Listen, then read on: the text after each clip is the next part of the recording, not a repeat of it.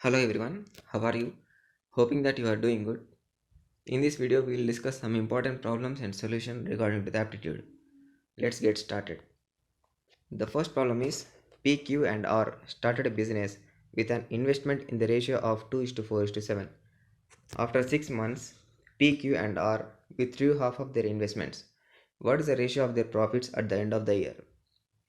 The meaning of the question is three people P, Q and R started a business with the investments ratio of 2 is to 4 is to 7. After 6 months, they have withdrawn half of their investments, and at the end of the year, what are their profit ratio? That is the we need to find out. So moving to the solution, there are three people P, Q and R.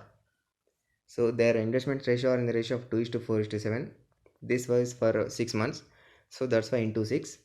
And afterwards, after 6 months, they have reduced 50% of their investments. So 2 becomes 1, 4 becomes 2 and 7 3.5.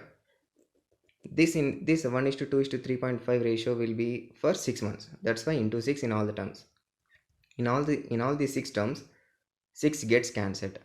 So 2 plus 1 is equal to 3, 4 plus 2 equal to 6, 7 plus 3.5 equal to 10.5. The new ratio is 3 is to 6 is to 10.5. Cancellation with 3, we get 3 ones, 3 twos and 3 3.5s. But here in the options, we don't have such ratio called 1 is to 2 is to 3.5. So that's why we will multiply with a number in order to get the exact solution. After multiplying with 2, we get 2 is to 4 is to 7. Option A is the correct answer. I hope you understood. Moving to the second problem. The monthly incomes of Raju and Srinu are in the ratio of 4 is to 5. Their expenses are in the ratio of 5 is to 6. If Raju saves 1050 rupees per month and Srinu saves 1500 rupees per month, what are the respective incomes? Here in this problem, it was given that incomes of Raju and Srinu are in the ratio of 4 is to 5 and their expenses ratio is in the ratio of 5 is to 6. Raju saved 1050 rupees per month and Srinu saved 1500 rupees per month, and we were asked to find out the respective incomes. So R is to S is 4 is to 5. This is the income ratio. 4x minus 1050 by 5x minus 1500 equal to 5 by 6. From where this step came, income minus savings equal to expenses. So 4x is the income, 1050 is the savings and 5 is the expenses. In the same way, 5x minus 1500 equal to 6. So after cross multiplication, we get 6 into 4 24x, 6 into 1050 minus 6300. Here 5 into 5 25x and 5 into 1500 is minus 7500. 25x minus 24x equal to x, and 7500 minus 6300 equal to 1200. Substituting this 1200 here in the income ratio, we get 1200 into 4 is 4800 and 1200 into 5 is 6000. So Raju and Srinu's incomes are 4800 and 6000, which is option B.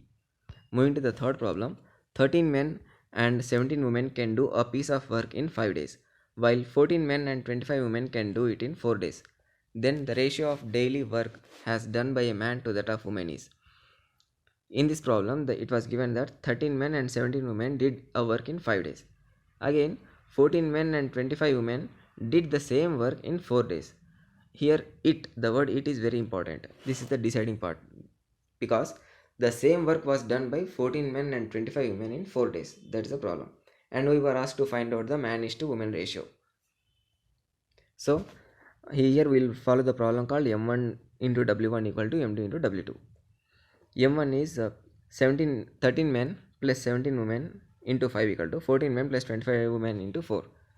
5 into 13 men equal to 65 men. 4 into 14 men equal to 56 men. 65 minus 56 equal to 9 men. After that, 5 into 17 women, that is 85 women. 4 into 25 women equal to 100 women.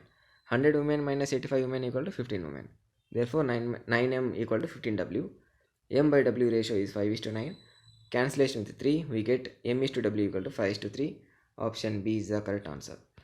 The fourth question is, a shopkeeper gave an additional 16% concession on the reduced price after giving 25% standard concession on an article. If a customer bought that article for rupees 2520, what was the original price? Here the problem is very lengthy and seems to be very critical, but it is very easy one. Within a single step we can perform it. A shopkeeper gave 16% discount. Before that 25% was given, 25% of discount was given, and we were asked to find out the original selling price.